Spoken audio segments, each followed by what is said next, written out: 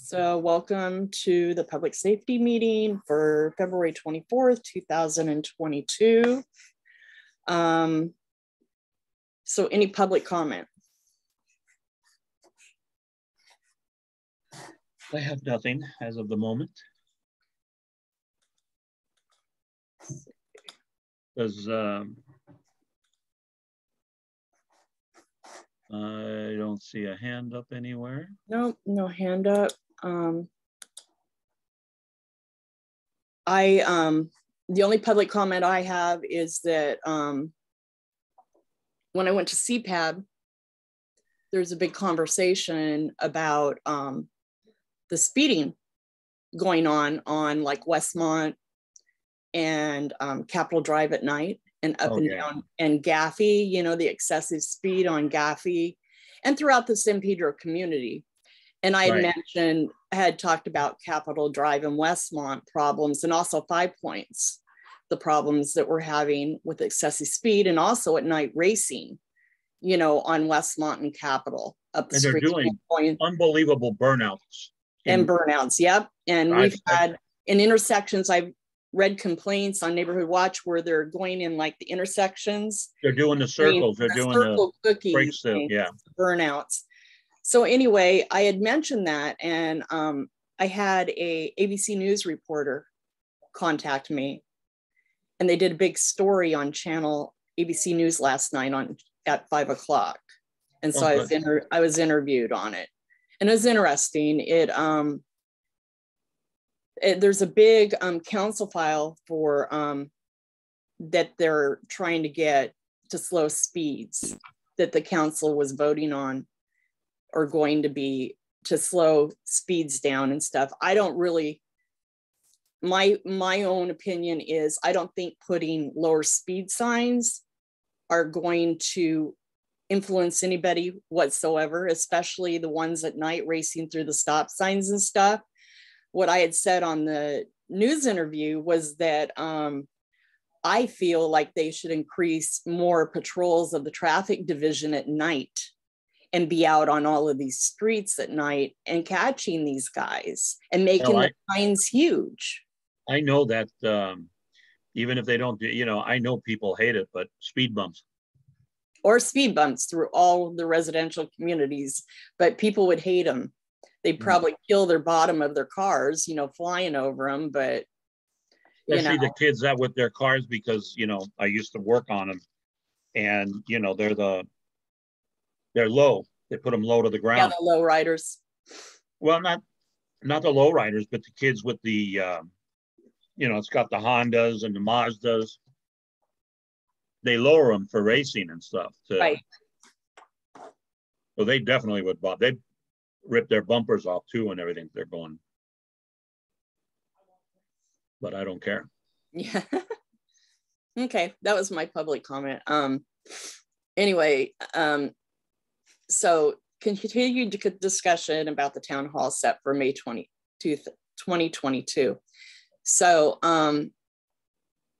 with that, one of the things that I was wondering is, do we want with this to try and include the other 2 neighborhood councils in this? You mean Central and Coastal? And Coastal, to invite them. I think we should. Okay, so that was my big question. We didn't discuss that at the last meeting. It makes very good sense to have, you know, Doug over there and his team, and to have, you know, what's his name from Central, the Italian guy. Why do I keep forgetting his name? Tim? At where, Central? Yeah. Well, Lou is the president. Lou. Yeah. Yeah. It would be good to get Lou involved in this too. Okay. Alrighty, so I'll send an email out to both neighborhood councils inviting. You got it set for the 20th for May?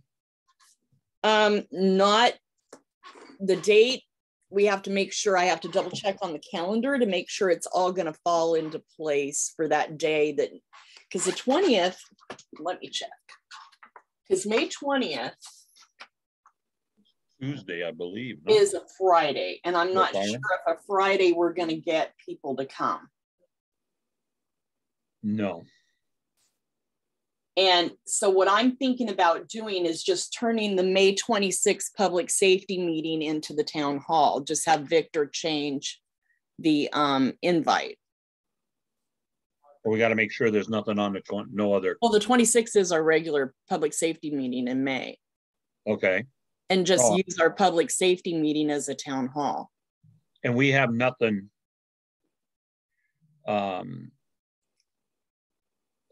We have nothing. Either that or I don't think there's anything else at that night. Right. Either that or you're gonna have to check with Doug and Lou, because right. make Either sure they that don't, or see what their schedule too is at Coastal and Central, because either that or we do it earlier. That way we do a debrief on the 24th. That way we are able to debrief before the next neighborhood council meeting. Yeah. The board meeting. So maybe do it before our public safety meeting. That way we debrief at the public safety meeting after. So you mean like the 22nd or? Well, the 22nd is you guys, I think. Isn't that issues the 4th Tuesday? No, the 22nd is Monday. No, 22nd would be Tuesday and 21st is Monday. We could do it a Monday. I don't think anybody meets on the 21st. Hold on there. Unless Lori and them are starting to meet on the 4th. No, I'm right. The 24th is Tuesday. March? Oh, I'm looking at March. It's May. May, it fell down. Sorry. I'm trying to grab my wall calendar. Okay, the 26th, the 24th is Tuesday, the 23rd is Monday. Yeah.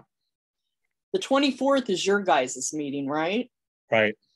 And is Monday youth and outreach, or are they the 30th? Let me see here. 1, 2, 3, 4. Yeah, youth and outreach is on Monday. Fourth week of the first month, fourth week of the Monday. So maybe the 16th? Yeah, that would be the week after the. So Monday the 16th, maybe shoot for of May? Yeah. So let me see what their schedule is. CPAP is on the. They're the third Thursday. 19th. Yeah, they're on the 19th. Alrighty. Yeah, let's do it. I'll do that. I'll send an email out and tell them, what we're trying to plan and whether or not they're wanting to be part of it or not. Because they didn't want to be part of the Point Furman Town Hall that we did. And that was a good turnout. And I really wish that they would have done that. Yeah. Anyway, we'll see. We'll see what they said. Okay. So next thing is discussion and update about vendors and neighborhood update from LAPD.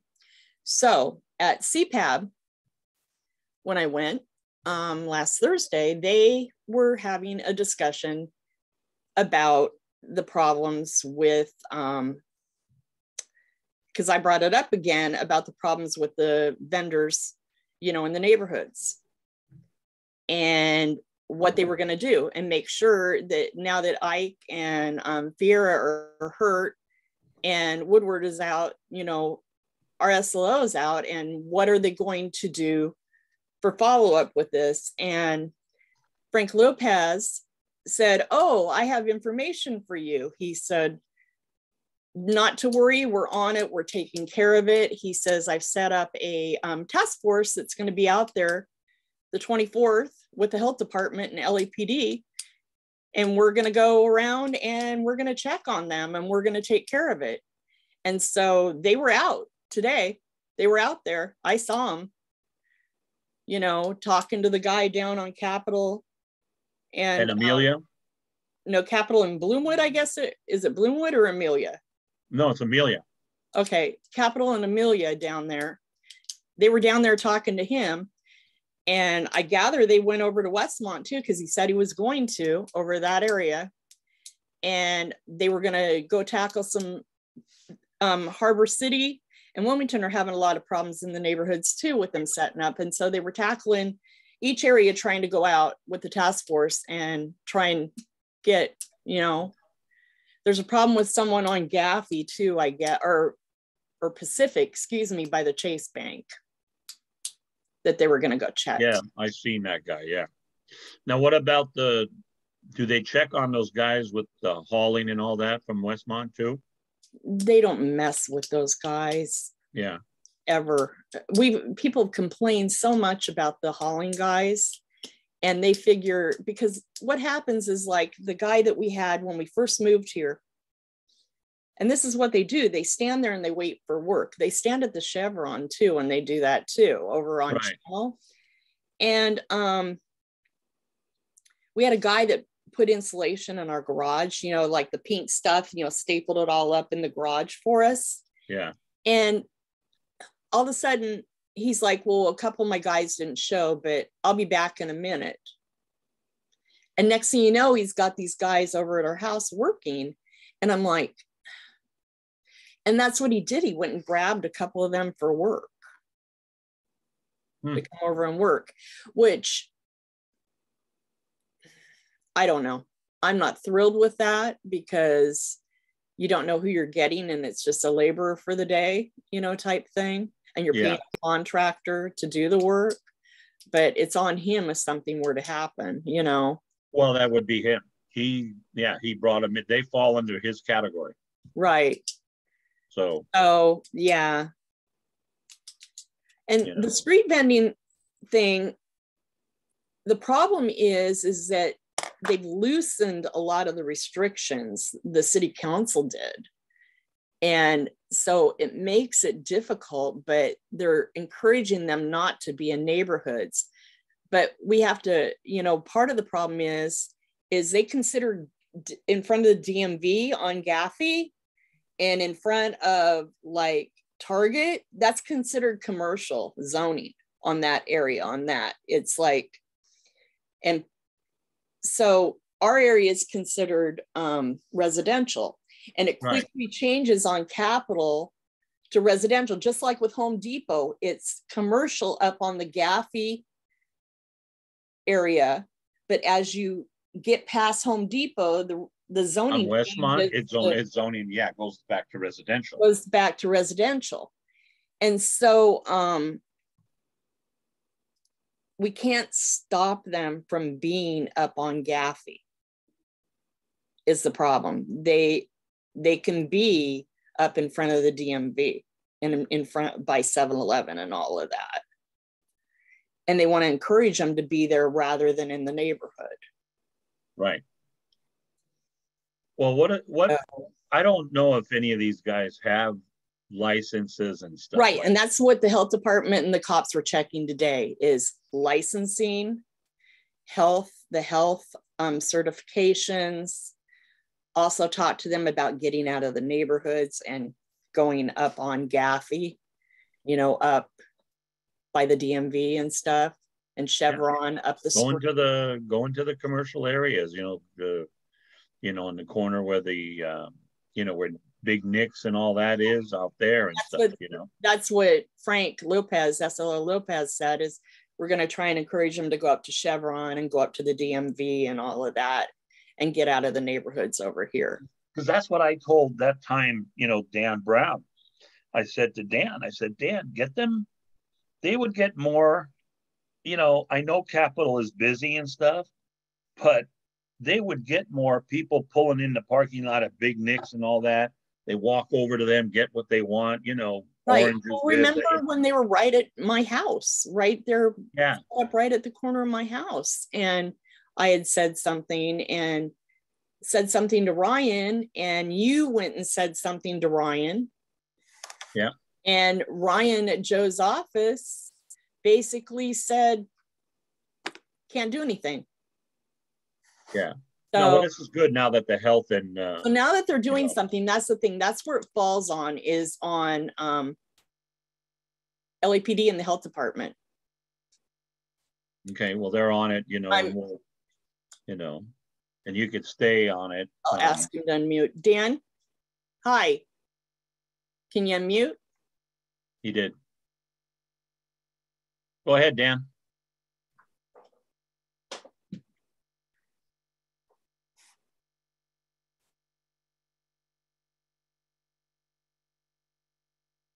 We can't hear you, Dan, if you're trying to talk.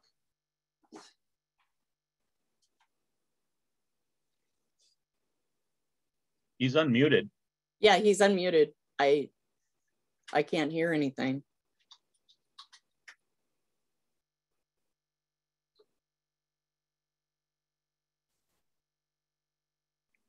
Dan, have you tried to adjust your microphone at all or anything? Are you on your phone? He's able to raise his hand, but I can't hear him.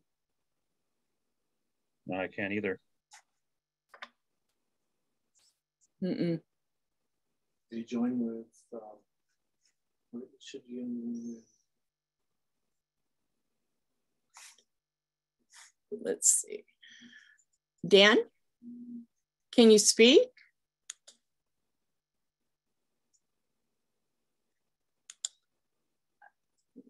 I don't know.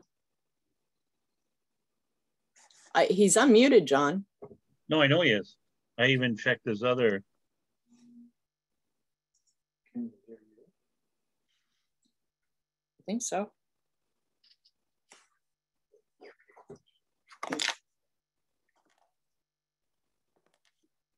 I'm going to promote him to panelist. Shall we try that? You're muted now. No, that won't work either. If he doesn't have a mic, it won't work. Oh, that's true too. Or have on his regular phone or cell phone. He can hit 9 and then he can talk. Oh, he's connecting to audio, it says. Oh, okay.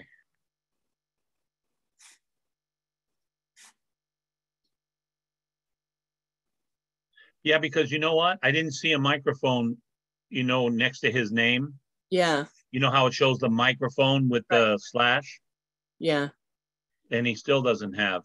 No, doesn't show. Dan, have you tried calling in on your phone? And then you can hit 9 and then use your phone to call in, even your house phone if you don't have a cell phone.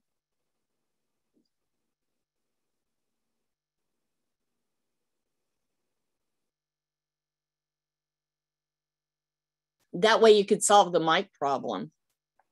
Let's see if you can hear. Dan, if you can hear us, lower your hand.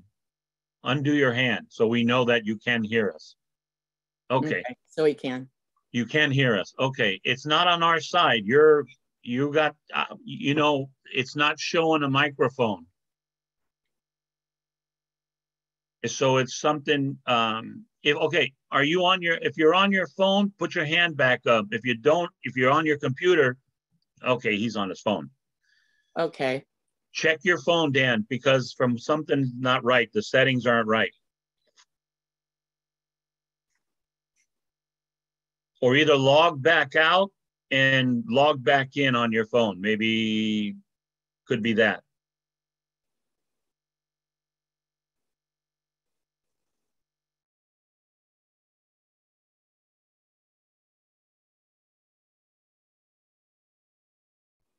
Was the other one his phone? Dan, was that your phone too that was logged on in here? Raise your hand if that's the case. Ending with 297, last 3 digits, 297. Was that your phone? No, it's not him. It wasn't him. I think it was somebody else. Okay.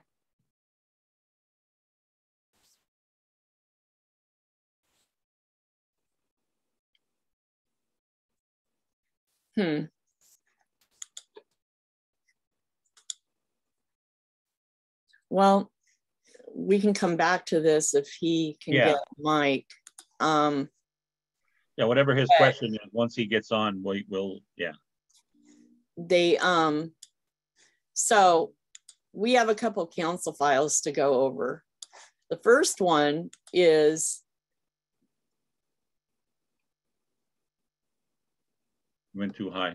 This is about, well, I've got them backwards. It should have been this first and then the. Okay. So this is about RV dwelling. And basically, there's an overpopulation of RVs in the Los Angeles area. And this is going to allow the city council to report violent property crimes originating from occurring within corridors populated with wrecked vehicles. This is to keep better data of it, to find out, you know, what's going on with them. And that way we can do more of a task force against, you know, all of them populating the area. So the council file 21-1465 is the Board of Northwest San Pedro Neighborhood Council supports council file 21-1465 to have LAPD report on violent and property crimes originating or occurring within corridors populated with wrecked vehicles. Okay.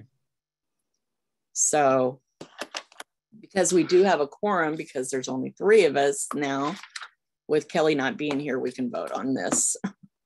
We can? Yeah. Oh, okay. So this is for council file 21-1465. Okay. So I move that we approve this to go to the board. I second it.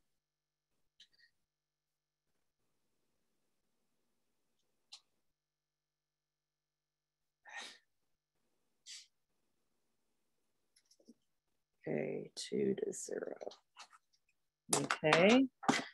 Then the next one, I have to go past this and past this one.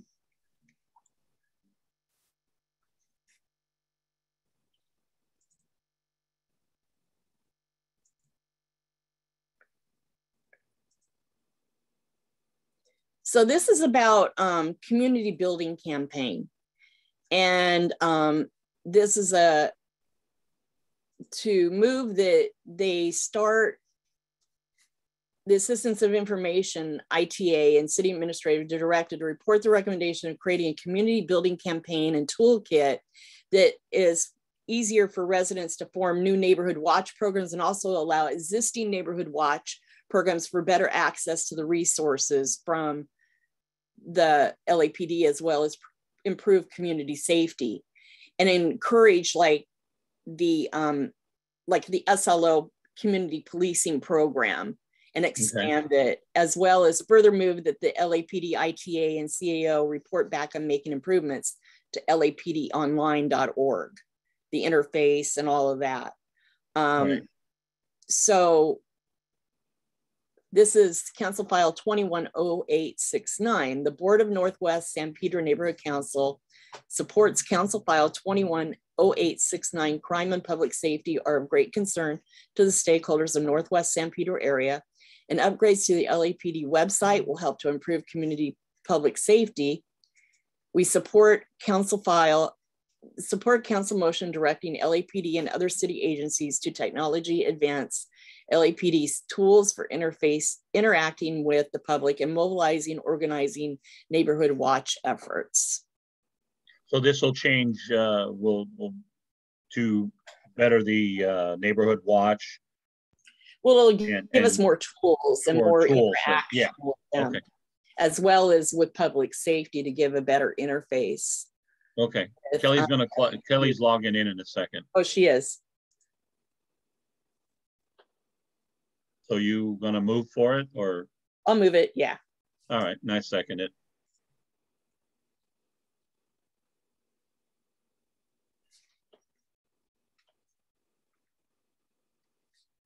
Okay. Dan left. Did he? Yeah. Well, I don't want him to say that we didn't let him speak, because I can You only, can't. There's the two of us. We tried everything we could to have him talk. you know, I'm sorry. Okay, maybe Dan came on with another number. Is a 297. Cancel file, da-da.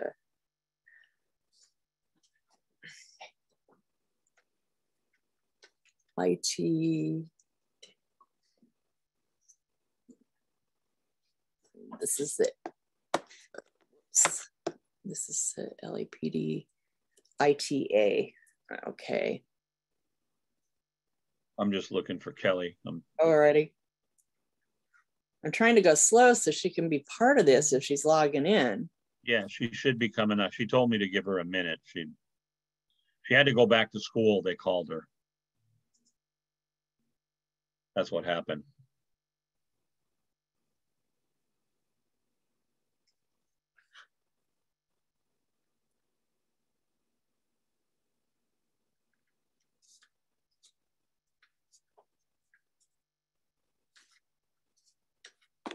I had to go back. I had to go to the Assistance League today. I had some billing to do and some other stuff. And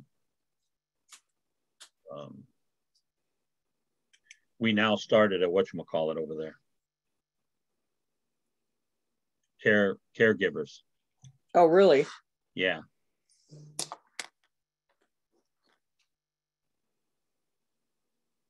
Okay, let's see. Next one. Okay, this one is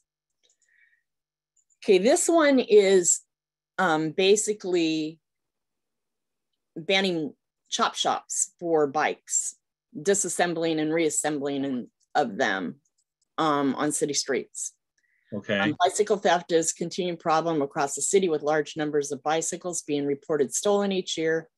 Each and even more being stolen but not reported to authorities. Unfortunately, the majority of stolen bikes are not received. Bicycle chop shops, spaces where individuals take a stolen bike, sell the parts, reassemble bikes, operate across the city, often public right of way. These have little or no fear of repercussions, as this activity illegal, and police do not have the resources to check every bicycle being disassembled street. Against lists of these have been reported. The city of Long Beach had similar, and in 2018 adopted an ordinance prohibiting operation of bicycle chop shops on public property or within the public right of way. So basically it's a motion from the city attorney to request to prepare a draft ordinance to prohibit the assembly, disassembly, sale, offer to sell, distribution of bikes and bicycle parts on public property or within the public right of way, modeled after a similar ordinance in the city of Long Beach. So council file is 21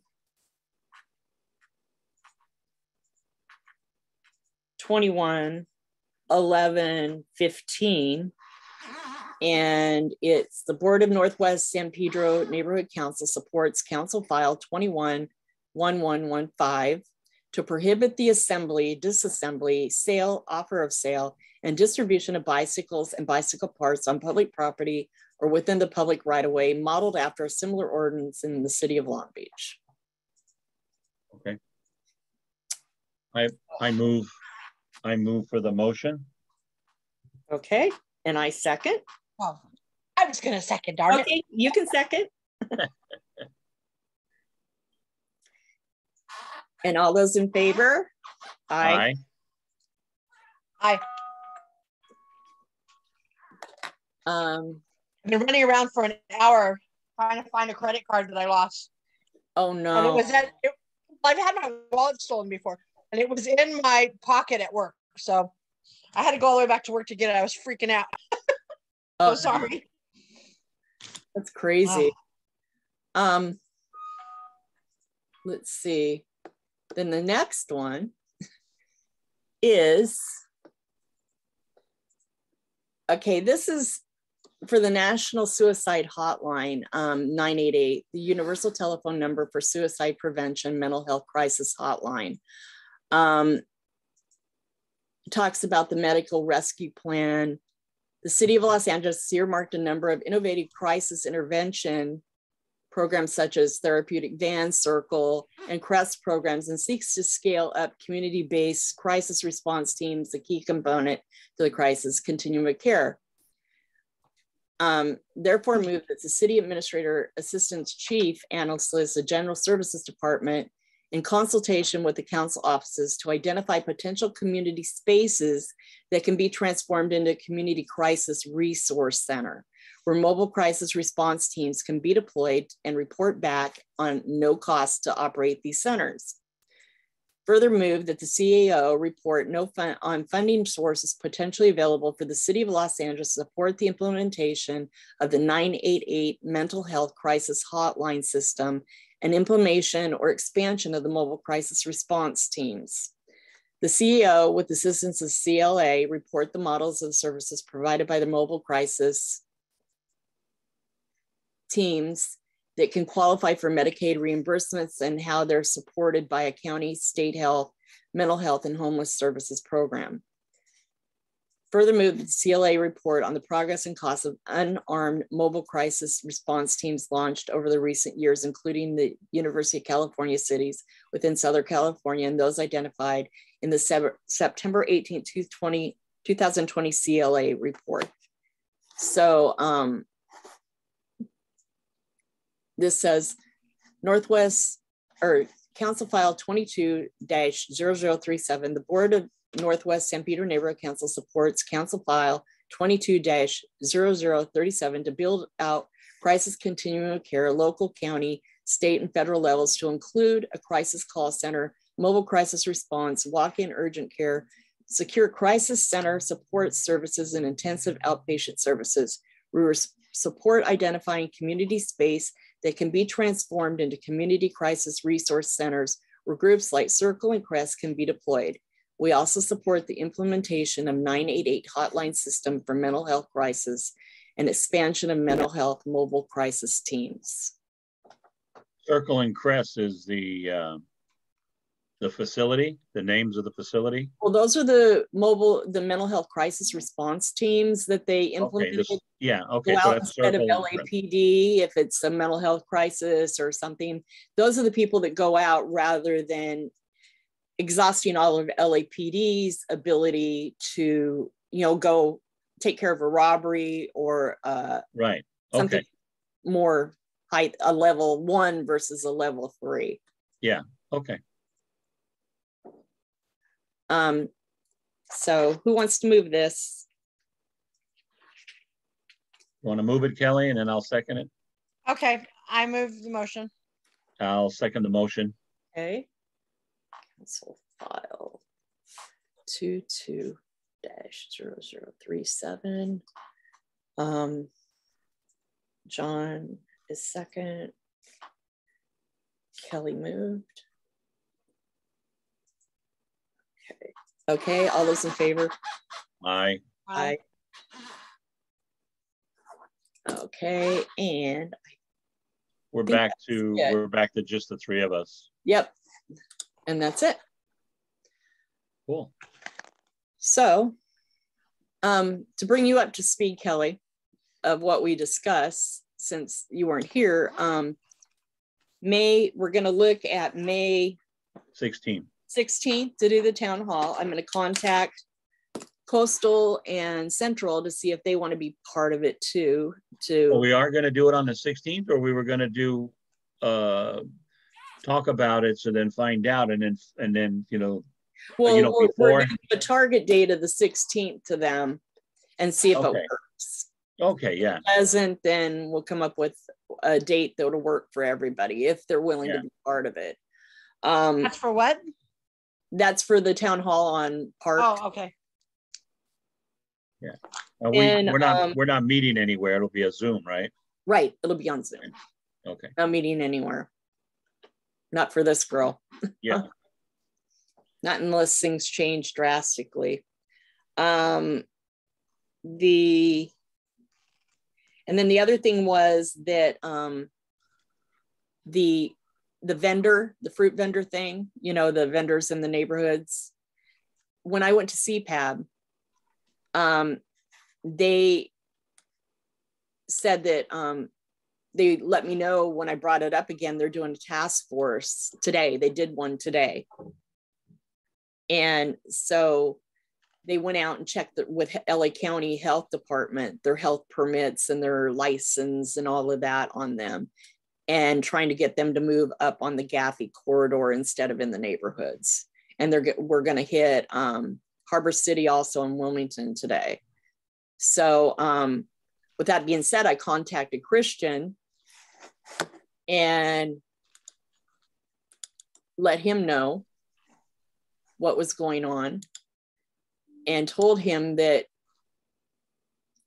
we're going to hold off doing a letter because it would seem like throwing a tantrum after they've done what we've asked. Right. And you don't shoot, you know, people after responding to what you've requested, you know. So we have, after talking to Christian, he said it made sense. You've got what we wanted them to do, to check their permits and their license and move them on.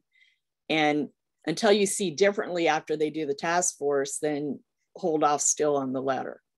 So that's where we're at on that.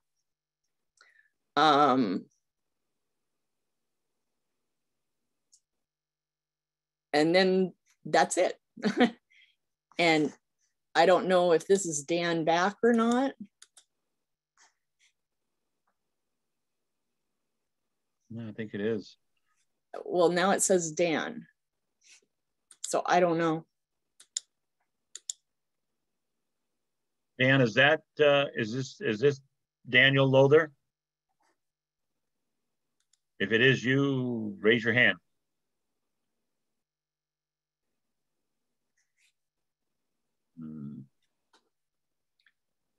I don't know. No. Okay. I mean, I'm sorry. Dan, if that's you, you know, you can call in on your phone and then you hit *9 to do public comment on your phone. Hit *9. Okay, and then allow to talk. There you go. And then unmute yourself on your phone. Are you there? Can you hear now? Try it now. Oh, Hello? there, yay. All right, Dan. It's beautiful when your battery's charged. Thanks for your patience, guys. I appreciate it. You Well, were trying real hard. I know we were waiting for you, and we were trying. I know Zoom pretty well, so we were trying to get you to test this, test that, and you know. Yep. No, I was battling low battery mode, and that doesn't bode well for speaking evidently in a Zoom audio contribution. But I've got it plugged in now, so that was the difference maker. Thanks for your patience. I know you're at the end of the meeting. It looks like I just wanted to weigh in. No, that's okay. Yeah, we were waiting for you. We talked, and hopefully you came back. And Dan, you heard what I said, that they did the task force today. They went out and I saw them over on. Yeah. So did you guys request the task force, or how did that happen? Yes. And it happened. Okay. And how'd you get that done? Because I've built a very good relationship now with the captain, the new captain. And he listened. Who's that? His name is Brad. Now I'm tongue-tied. He's brand new, and his name is McGuire. Captain McGuire. Yeah, and so that's what made today's action possible. Right, because I was concerned with Officer Ike had promised me that he was going to put together with the health department to go out there. And then when Ike got hurt with the Super Bowl, I was like, oh, great. This is going to be like 10 years from now before they get to it, because he's going to be out for a while. And so is Officer Ferreira. And they were going to do it together and go get the health department. And he told me that they were going to work on it and put it together. Well, what happened is the captain had Frank Lopez do it with the health department, and they did it today. Now they're going to do it. I'm just. No, they're going to do it more than just today, right, Mel? Well, they'll be checking on it. Yeah, it's going to be a series of different times that they'll go out with the health department, the task force. that they put together. Yeah, so Melanie, have you worked with the health department on that? I'm just trying to figure No, out I did not. They I'm worked with the health department. They contacted and coordinated, and also Erica at the LA County for the Janice Hahn's office. She coordinated the health department with Lopez. Yeah, because you know, it seems to me as though the health department was the catalyst, and I can tell you that I've been working with the chief of the inspection mobile unit for the last month, and that's what made it happen, just so you know. And it really had to come from them, because you realize the issue was that the street vendors specifically were assaulting public health inspectors. Right, So right. they And that's what I got too when I talked to, I made some phone calls. I got that response too. You know, I guess what I'm kind of wondering is, like, you know, are you guys getting proactive on this stuff? I mean, I've been proactive, Dan. You don't understand. A lot of what I do is not like in your face out there, and John will attest to it. I do a lot that people don't see and people don't know that I do. And I don't make a habit of flaunting what I'm doing, and because I've caught criticism for it before. And so I do what I do and I go do it. But Dan Brown and I had a close relationship where we worked tirelessly on a lot of stuff with the park, with a lot of stuff over at Home Depot, with getting the guy that was in Home Depot, the vendor, out of Home Depot and out on Westmont. On Gaffey is where he was supposed to have gone.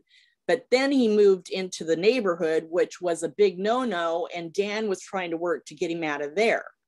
And then from there, that encampment, I had been working tirelessly on getting that guy off the table from the day one that he was there. And I kept getting, you know, told this and told that, and told that I had to do 311. Dan said that they've been told they had to stand down and couldn't touch them right now because of COVID. And it was really problematic. And now that we've got a change, I really see positive change with this new captain that we have. I really, really want to be positive with this. I like him. He's very community oriented. And I really think he'll be a plus. He's working with us. That's the one good thing, Dan. You'll find out that he won the last CPAP that she went to in January. He told everybody that he wants to work with all the council groups and do whatever it takes. We were having troubles with the bathrooms not being fixed and everything. Well, all of a sudden. And then, yeah, so Mel talked to him for a little while about it. And next thing you know, they called Mel up and, okay, which bathroom doors and what's this, you know.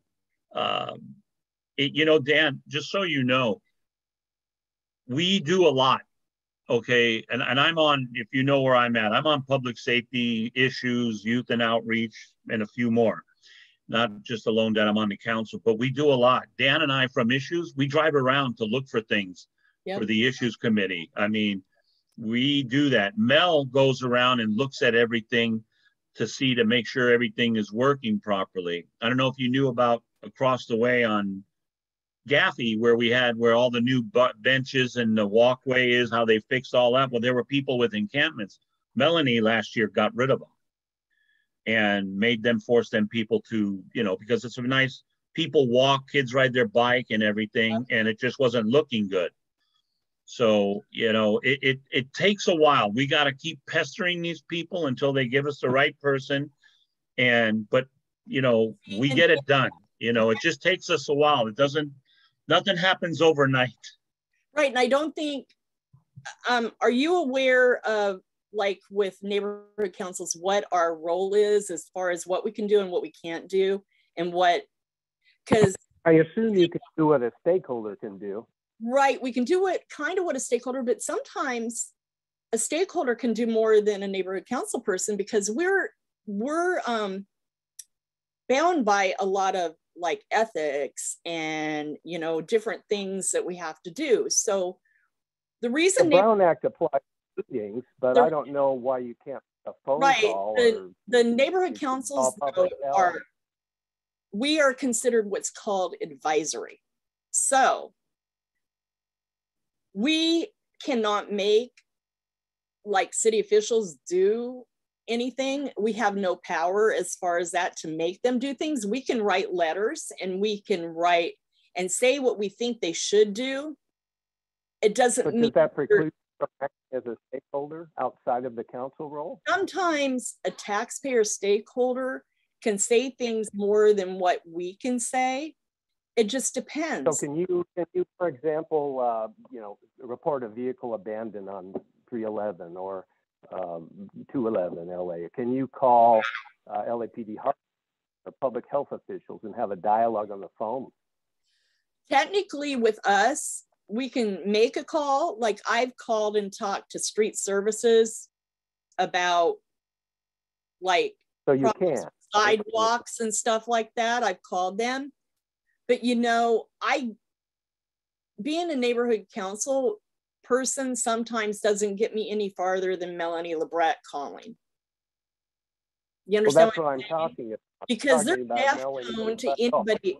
They're deaf tone to anybody calling a lot of times. And it's unfortunate. Let me clarify, if I can.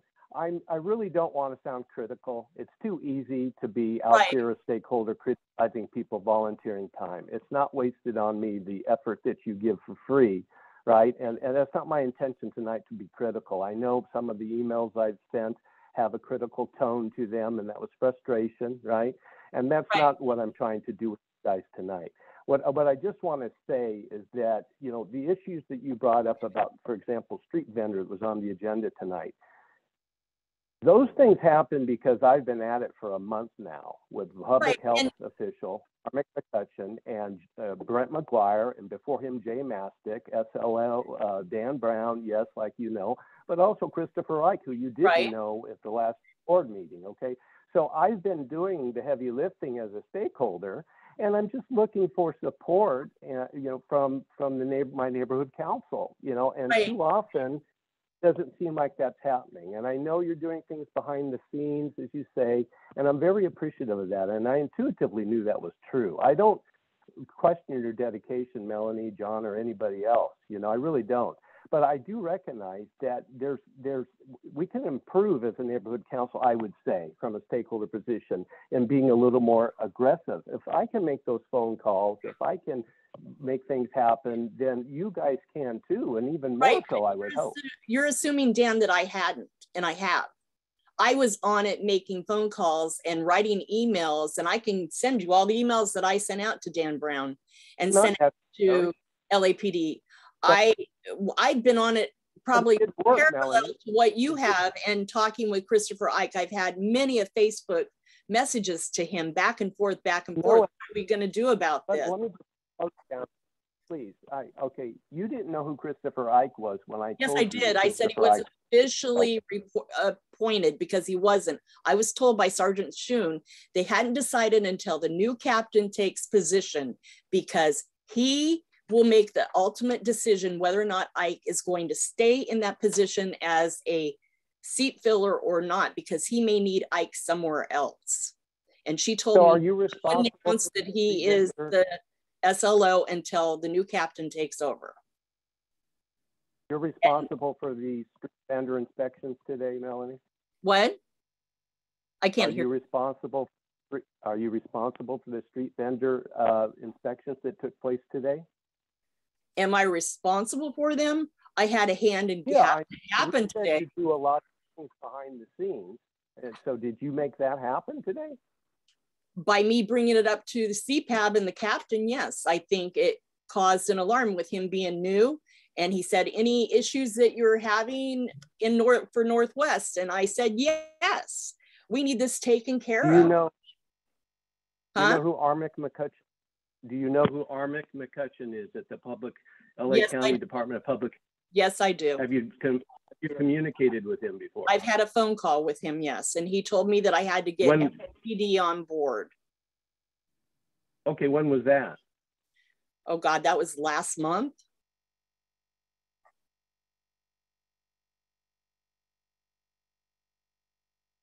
I don't know, Melanie. I really don't I don't, you're in denial. Okay. You know, and a lot of, You're in denial. No, do, Dan, And I Dan, let me tell you something, Dan. No matter, Sure. I know what you're saying, and we don't have, okay, as a council, okay, remember this, we're not Buscaino. We're not Lee, you know, Fully aware we're not of that. Harrington. They don't, we don't get paid, and we are just like you guys, only we're like speakers. We are speakers for our part of the section of the Northwest, okay? And I understand. we could I've tell been them, involved a little bit for the past yeah, years. and Yeah. we could tell them a lot of things, because I've gone out there, look, I got streets I wanted fixed. It's been 2 years I've been telling them. And it's been, you know, same stuff you get, you know, when we got time, when we got this. And I've had people go in there. I've had stakeholders go in and make, you know, complain also to 311. And, you know, thank God that sometimes if I get to Ryan, that he'll do something and I'll see something fixed. But like, there's a lot of things that, you know, I'm with the Assistance League also on 8th Street. And there's lights hanging over there. And I've told Brian now for 3 months that because of the company is no longer doing it, we're trying to find somebody else. Well, it's not being pushed. They're not, you know, if the light drops from one more step, some truck's gonna hook it up, and then we're gonna have a disaster. So this is one of the things where I'm gonna get with the vendors around us and say, hey, let's bring in a guy to fix it, and we'll all pay it. We could all pay a share to fix it, because I don't want to wait anymore. But this is like some of the things like Mel is telling you, she does push a lot of this stuff, and a lot of us do, but they just they don't come back to us. And it's frustrating where month after month we got to keep having these, you know, same thing. We're going to tell them this, tell them that. And now with this new captain, he seems like he's kind of listening.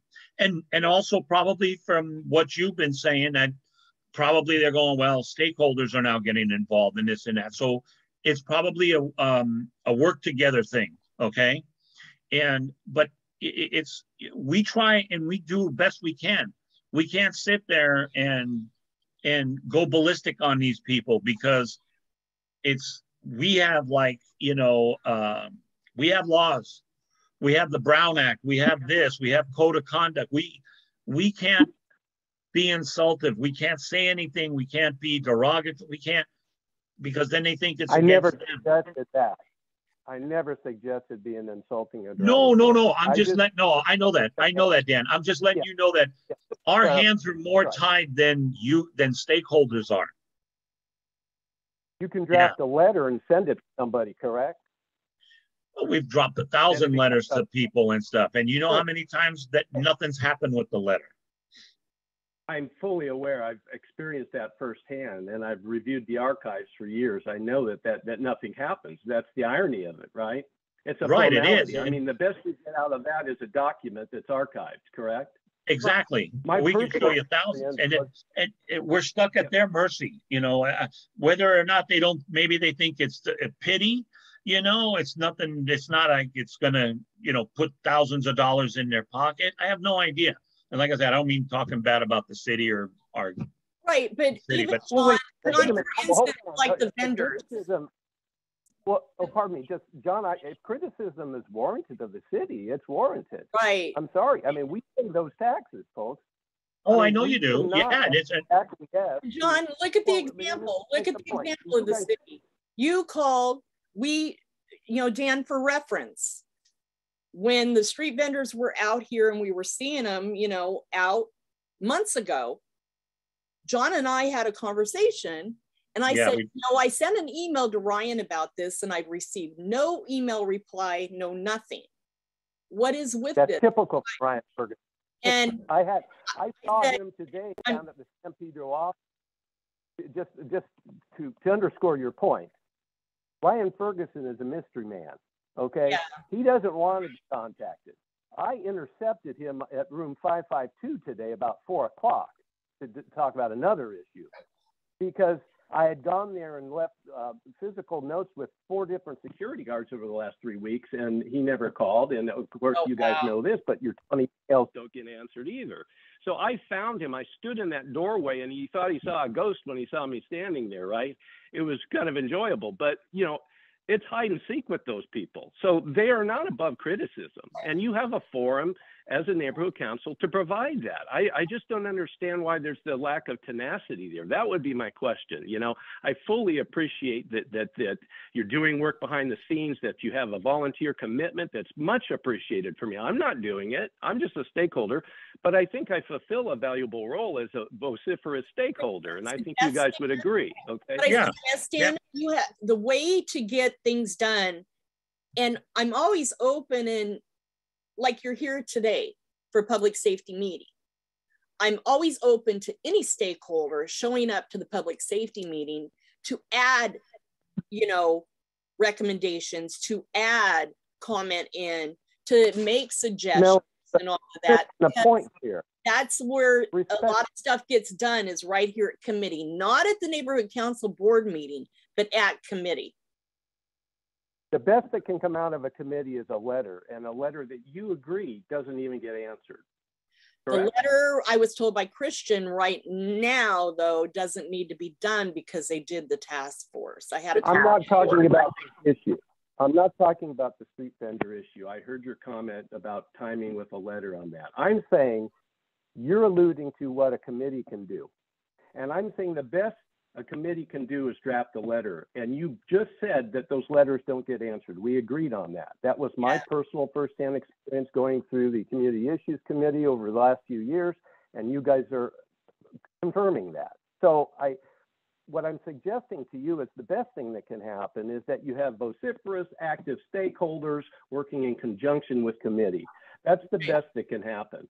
Even then, and that's what Melanie. That's what I just said. And that's what Melanie's trying to tell you. Come on to our committee meeting. John, what you're missing the point is that the only reason the street vendor thing happened is because we both were pushing buttons and we were both tenacious. Correct. So we have to be in unison. Right. So you're saying in unison we need to work together. In the committee, I'm offering the suggestion that you can be more tenacious. I don't know why you have this. I mean, the Brown Act and all of those other things are about conduct in committee meetings, okay? You can still draft a letter. You can say, why hasn't the letter been answered? You can continue to make phone calls, right? Otherwise, what is a neighborhood council? A cathartic feudal exercise. Yeah. You're right. You're absolutely right. And I'm not sure, it's too easy to like point and call names. I'm not about that, okay? And I appreciate your guys' time tonight and every other night that you do the work you do and the work behind the scenes. That's not my goal. But I do recognize that the city and the county are unresponsive to the tax-paying responsible citizen, okay? And things have to change, and they're not going to change organically. There's going to have to be somebody that wants to push buttons and get a little aggressive, respectfully aggressive. That's all. You're right. You know, when the copper wire thing, just for instance, the copper wires that were stolen out of all along Westmont, and they were stolen all along Capitol, and they're stolen all along Gaffey, and all of that. I single-handedly was the person that got the video from people, and my own video got the guy arrested. They were able to identify him, called DWP, and insisted that people were without lights. Criminal activity was on the rise in this taper area, and got our wires like hooked up faster than. So it happened over in the other area, coastal area, and another area, and they were without power for over 2 weeks, you know, with lights and stuff. They didn't get on it as quick.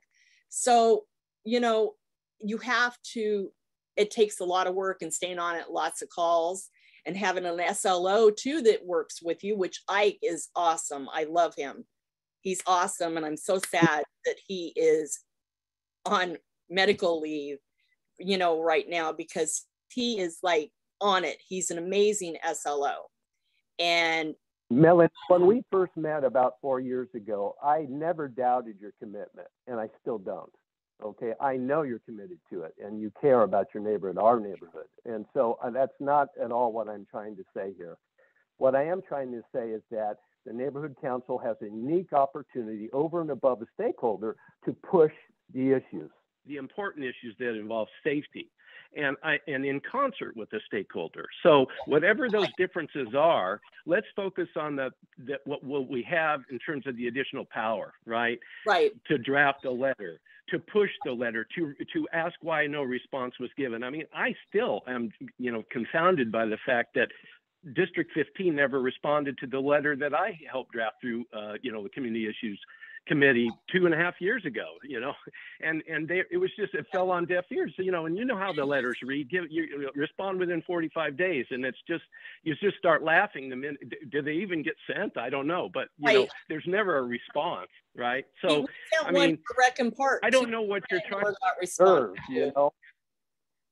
I just think that, like, can anybody take a chance and try to make a difference, like to really get tenacious? That's what my hope would be. That's all. And I'm repeating myself at this point, and I'll let you guys wrap the meeting up. But I'm glad you know who Armick McCutcheon is. He's full of information, Melanie, and he can be a resource. And I would hope that he would really nice and everything. He said his hands were tied and that he couldn't do anything because, as you said, that there were assaults done on a lot of his agents that had gone out, and they refused without police escort to go back out again. And well, I mean, yes, I totally hear him. That when I went, Jay Mastick previously and Brent McGuire now, and those people, we got them to, they shook hands, and today happened. So it was possible, right? But it was possible because you had to be tenacious, you had to be persistent, and sometimes it works.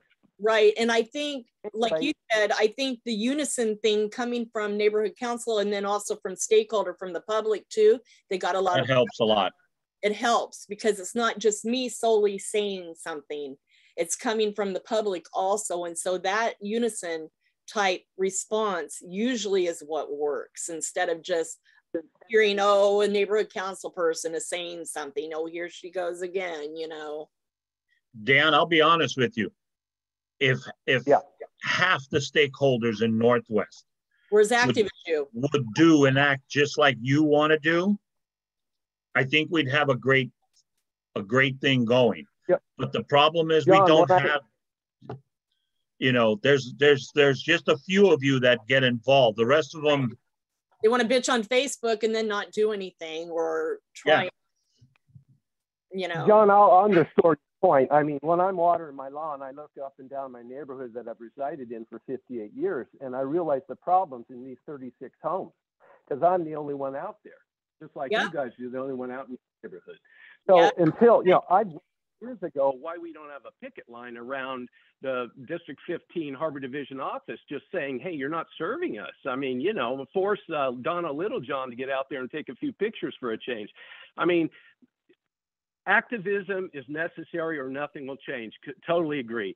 But there are things that the council can do over and above what's happening right now. There's too much time and just, dotting I's and crossing T's and not really getting into the core issues that we're all dealing with every day when we go out and we look and we see what's around us and what's happening. We've got Walking Dead on North Gaffey just wandering around, and Melanie, you know it better than anybody. So it's ridiculous, And what I would say is that there's things that could be done. I've made suggestions like, if the council ever puts out that quarterly or whatever newspaper, why don't we have like a big center section there that says, if you see it, call it in. Right? Because I've been told by 3 captains at LAPDHT, it's all based on money, and money comes from statistics. How do statistics occur? When stakeholders call things in. Well, if you make a phone call and you've got your 15, 20 minutes to put in, because that's how long a non-emergency call will take on hold. But if you do that, that is a statistic now. They have to react to that. It's logged. So if we had, Northwest San Pedro or Greater San Pedro calling these things in, just inundating them with phone calls on these issues, it would move the needle. I'm sorry to say it would move the needle. Now, why aren't we publicizing that as a neighborhood council? Are you on Neighborhood Watch at all? Are you on Neighborhood Watch at all? No, I don't do it. I fly under that radar, Melanie. It's not really my forte. I for a lot of different reasons, I don't like to participate in those things. I'm more, grassroots, old school. Right. Just my preferred So approach. Neighborhood Watch, we what- promote a lot of stuff like that constantly because through the SLOs, they're on our Neighborhood Watch group on Facebook. And so they put a lot of stuff out. I put a lot of stuff out constantly for the Neighborhood Watch, telling them you have to call it in, you have to call it in. And tell them, most people don't want to Lori yeah. posted that on our website, I think, where what is a 911 call? What is a non-emergency call? Before you call LAPD or post on Facebook, call it in. Well, I mean, because that's the way we get more officers. But Melanie, the website is wanting for an update. It's still got Ray Regalado as president, for God's sakes, on the contact link. So, I mean, it's, it doesn't, I'm just saying more. Are you serious? Are you serious? Yeah, if you go to the website and you go contact us, it's a picture of you and Lori and Ray under the little booth that was up there at Bogdanovich or Dean Dana Center. You remember that picture? You might want to revisit it, but it's just, it's not updated, right? And so I'm just saying, if you look, let's just say you took 3 core issues, right? Everybody agreed these are the 3 core issues, and you focused on those 3 core issues, and you really got stakeholders involved in calling that in, and you promoted that non-emergency number and that my311.org and all the stuff. You put it front and center in the quarterly newspaper. You put it front and center on the website. I mean, you could move the needle as a neighborhood council. You could. Right. It's all about awareness, focus, and prioritization. And if the correct things are prioritized, we could actually see things change in the community, just like today. We saw this happen today, and that's because all of the parts that moved, right? My part, your part, everybody's part. So we've proven it's doable, right? And it just takes commitment, and it takes we've got to be relenting at some level. Right. So I think part of the problem too is, and I will tell you this is, and John will backstop me on this, is that part of the problem with our newsletter and the website, it's run by Youth and Outreach. And so I can suggest things that I want to see on the website or in the newsletter, but it doesn't always mean it's going to happen because Youth and Outreach runs it. No, but being that I'm on Youth and Outreach, I will bring this up. That's a good idea to put that like on the front. The next newsletter we do, that we can put something like that in the front saying, hey, wake up neighbors, we need your help. I agree. Yeah, let me give you. I'm totally in unison with you, Dan. I am. I've asked. Here's another tidbit to focus on. Just something to think. As far as issues, like it's not a 3 core issues, but were you guys aware that the mailbox in front of the Beacon Street main post office is now gone? Yes. The mailbox has been over 5 decades. They were being vandalized and all the mail was being stolen out of them. They would put gum in them, and then the gum would stick to it, and they would pull all the mail out.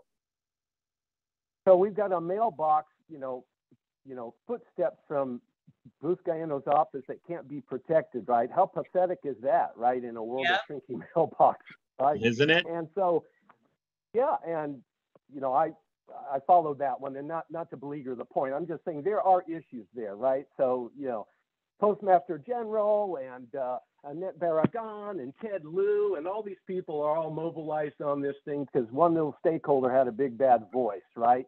Is anything going to happen? Are we going to get a mailbox back? No, they focus on the mailbox. The issue I was really trying to underscore was why the mailbox left. And why the mailbox left is because no one's prosecuting crime anymore. And I don't really give a hoot about the mailbox. I can curtail my personal, mailings to, but it's sad.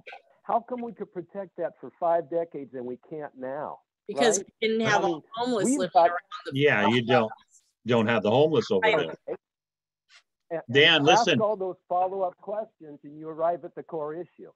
Yeah, but Dan, one of my things, one of the things I'd like to see here in California, bring back the frickin' death penalty. I think a deterrent is in order. John? 47 and we all go bye-bye too.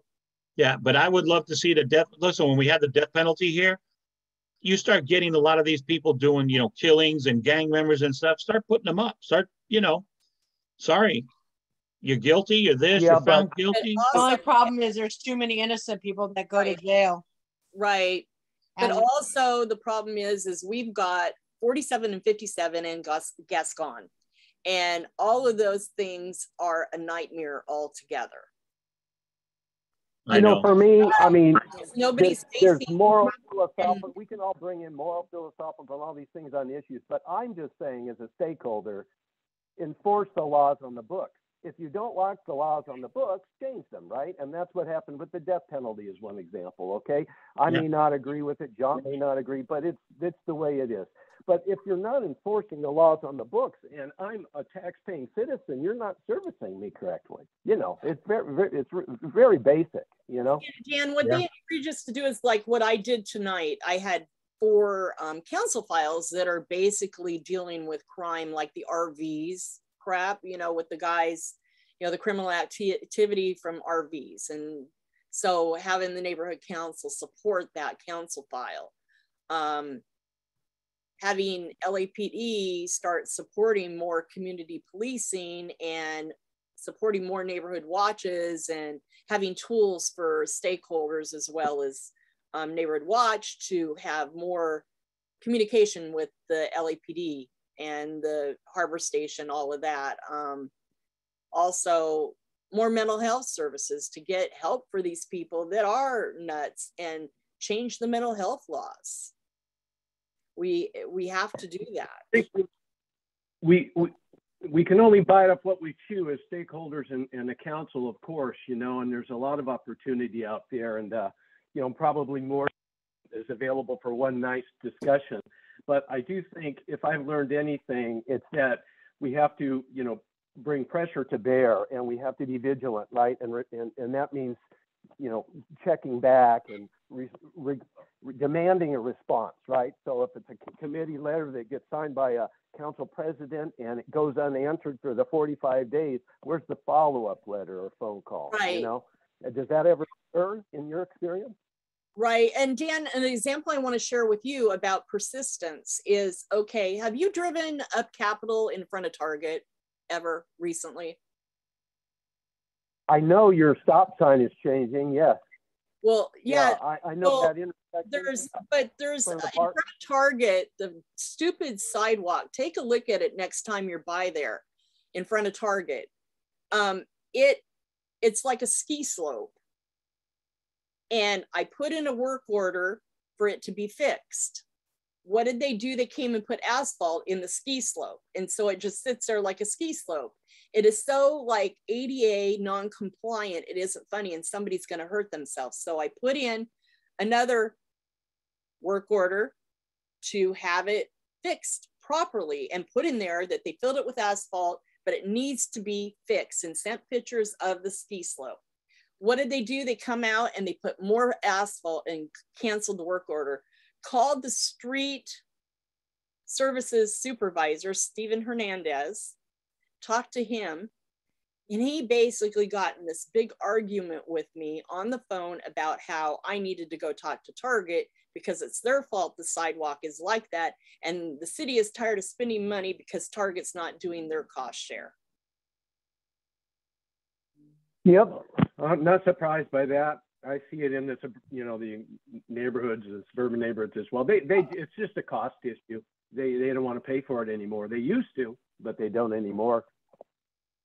I feel your pain, Melanie. I feel your pain, John. Well, hello, Kelly. Let's, you know, like screaming and pulling my hair out at times because I get so frustrated at the non-response. Dan, what I'll tell you, well, and it's over. Melanie will say the same. Join us, you know, and just stay with us and inform us on things, and we'll do the best we can to get it out there and get them to do something. We'll keep pushing, and we'll keep letting you know how it goes as we go along, you know, and yes, we'll just work. We'll work as a stakeholder and team. That's it. That's what we got to do. That's all we wanted to do as council people. We want the stakeholders to work with us, help us out. you know, the more the merrier. And, you know, I want to frustrate the shit out of, oh, I shouldn't have said that, but we got to frustrate the crap out of, well, we're being recorded, out of, you know, City Hall, councils. We got to get them to the point we're going like, okay, we got a problem here. The councils are heeding us. The stakeholders are needing us. We better do something, you know, and that's what it's going to take. Where our city council showed up, our representatives showed up at our council meetings, and they don't even show up anymore. And stakeholder meetings to ask questions and stuff, even for the stakeholders, which is to underscore that point. Yeah, 3 years ago, the only way I got Ryan Ferguson to represent Joe Buscaino at a community issues meeting was I went on to Buscaino's website and requested a quote meeting with Joe. So if you've been to that website and you wanted to contact your District 15 council person, then you would recognize that that's the only way to do it, the quote meeting with Joe, right?